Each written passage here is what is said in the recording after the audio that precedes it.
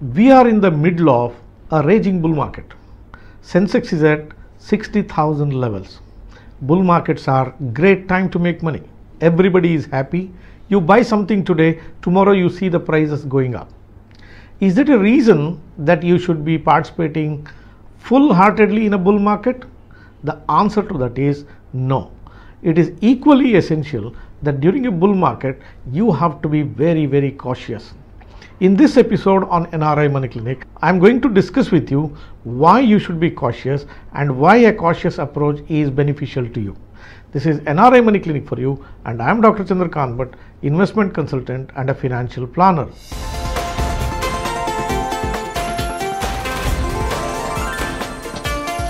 NRI Money Clinic. No hype, just the right advice.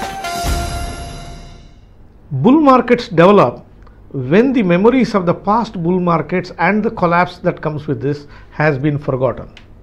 When did we have a massive bull market? The time duration which we had a past bull market was between 2004 and 2007. Sensex moved from 4,000 to all the way to 21,000, a massive surge in the Sensex values at that point of time before it gave its way and dropped down to levels of about 8,000 on the Sensex. When this is completely forgotten, this is the time a new bull market starts. Now, in a bull market, bull markets will never mature unless there is a massive retail participation. If it were to be only institutions, a bull market will never mature. A bull markets can only mature when there is an overpowering participation of retail investors. What is the story from the retail investors' participation in the stock markets? If you look at the records, in this year itself, there is a massive jump in the number of demat accounts which have been opened. People are investing using the various apps. Investing has become very, very easy. The stockbrokers or the persons in the broking industry are prepared to lend you money for you to buy the stocks.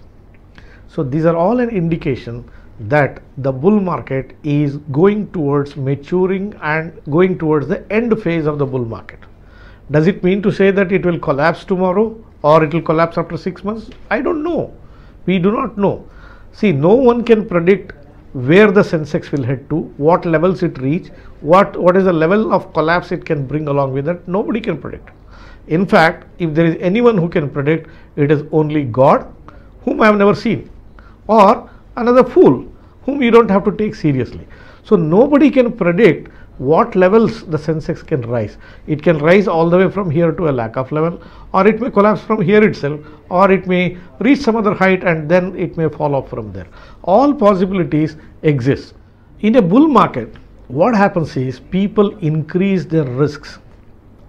People throw caution to the winds and they try to get into more riskier assets. People who are investing through the mutual funds feel that what they are getting is very average out return, and suddenly they realize that they have to do investing in the direct equities. When they do direct equities, they are not interested in the frontline stocks. They are more interested in penny stocks, the stocks which are small cap, micro cap or a mid cap sector, and when they buy, they see suddenly the momentum chasing these stocks and the prices are going up. When they shun mutual funds or the index funds and go towards the individual stocks, they are not aware that what might follow later on. If you have picked up a stock and if it is not a part of the index, and when the markets correct, probably they will correct very, very badly. It's a good idea that you visit 2004-2007 period and 2007 to 2009 period, and you can check the favorite stocks of those periods, what happened to them. If you get into the direct stocks, and if these are nondescript stocks and if they are not part of the index, the chances are that these stocks will never come back to bull market again. So this is the precise risk. If you are investing through an index fund or if you are investing through a mutual fund, please continue to do so and don't try to chase individual stocks.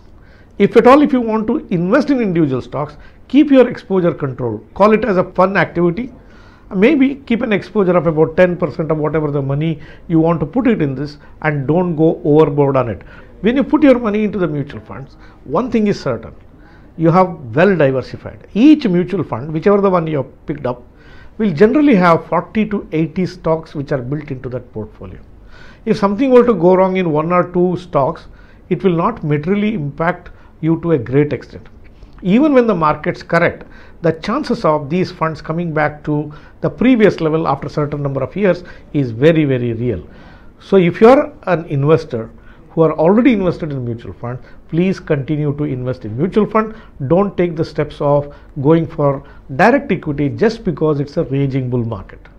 In a bull market, the name of the game that is being played is known as make hay when the sun shines. The music of the season is up, up, up. When everybody says market is going to go up, it means that nobody is thinking. Everybody is only used to the concept that the bull market may move up and they do not see what might bring it down. This is the hallmark of any evolving bull market. Bull markets neglect the bad news and the bear markets hide the good news. That is the reality. In the game of make hay when the sun shines, everybody is a partner. Every participant of the bull market is a partner in that. If at all, if anyone loses, it is you who will lose in this game of make hay when the sun shines. What does the mutual fund industry do? It will manufacture various schemes. Many of these schemes can be very, very risky, like small caps or a mid caps or some sector funds. They all will come and hit the market around this particular time. Why do they come and hit this NFO during this time? Because the sentiments are in favor. How does the mutual fund industry make money? When they garner more and more assets, that is the time they make money out of it.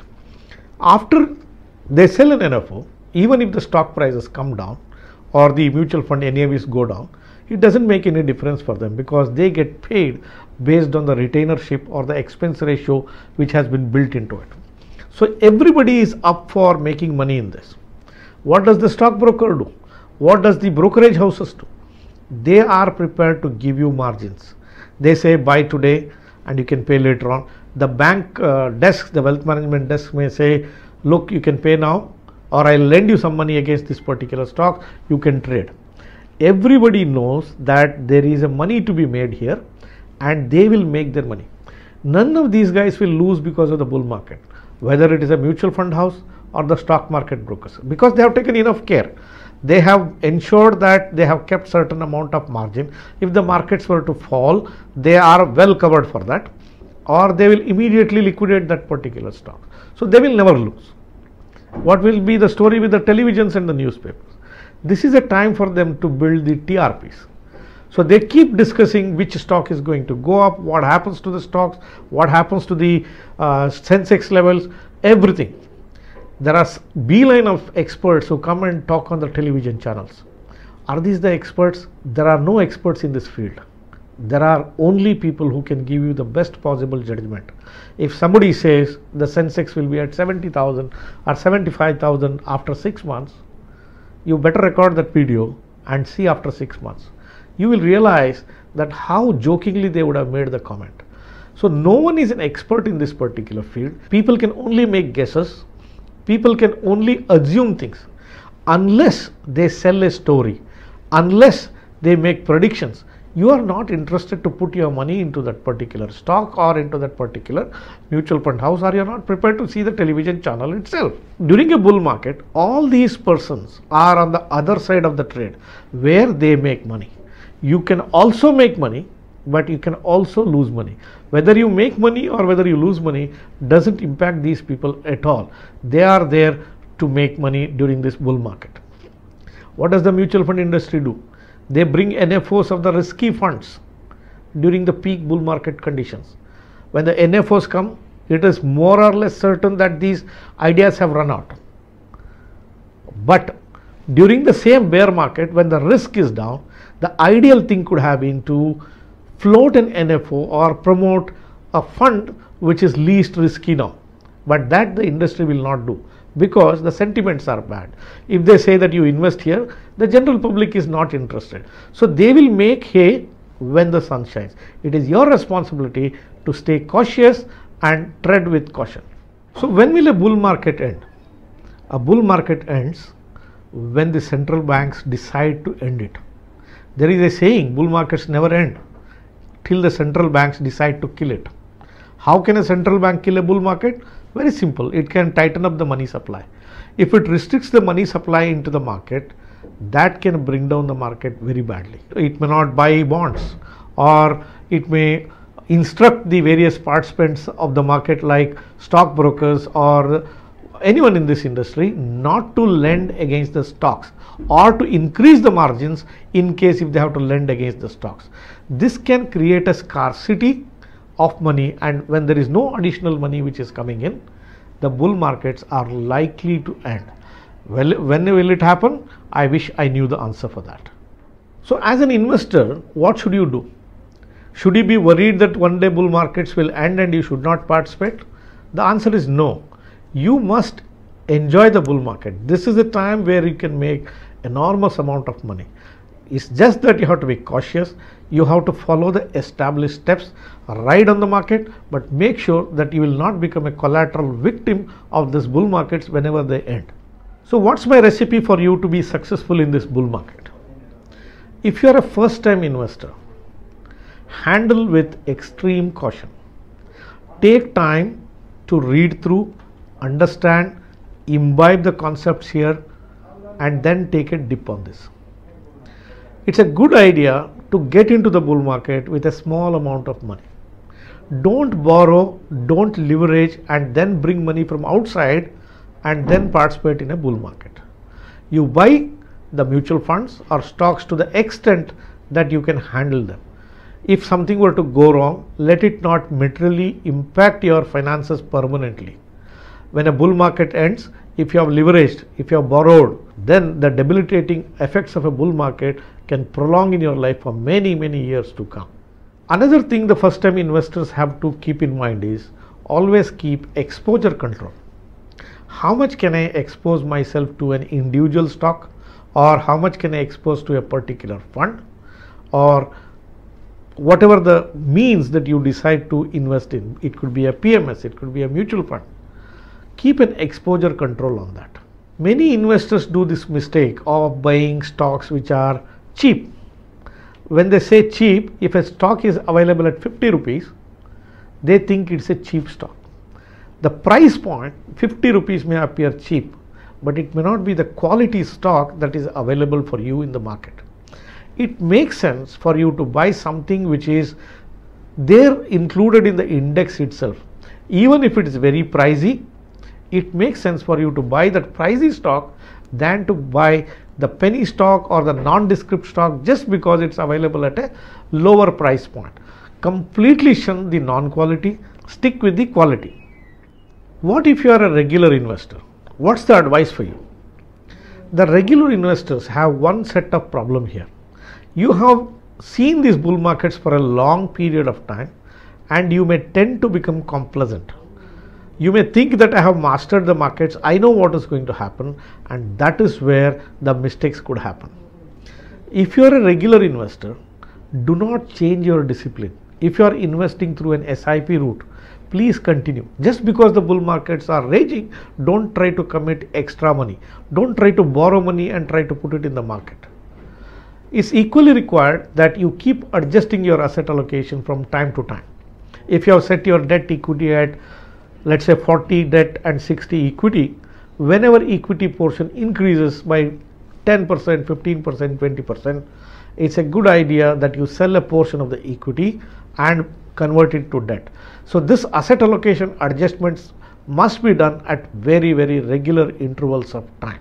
If you have bought stocks and these stocks are doing very, very well, then if it is quality, you can retain them, or it's a good idea that you book some of the profits at some stage of the bull market. But if you have purchased a micro cap, if you have purchased a small cap, if you have purchased a mid cap, and these are not popular stories on the stock market, but just the momentum is chasing them and prices are going through the roof, then you must book profits at regular intervals of time. When the bull markets end, or when the bad news hits these companies, they will fall like 9 pins and you may not get what you have invested also. Dear viewers, hope the video that I have done today would have driven home the point why you should be very cautious in a bull market. If you are a cautious investor, Bull markets are for you. You can make lots of money from the bull market. I never say that you walk out of the bull market, but participate in a bull market with abundant care, with established principle, and if possible, if you are not a do-it-yourself investor, take the help of professionals in this particular line. Hope the video helped you to guide through the bull markets in a safe way. Dear viewers, if you are a person who is watching this channel for the first time, or if you are yet to subscribe for this channel, please hit the subscribe button and press the bell icon. Don't forget to share this video with your near and dear ones. Thank you very much for watching this episode on NRI Money Clinic. I shall be back with you with yet another topic in yet another video very soon. Press the bell icon for more details and subscribe our channel.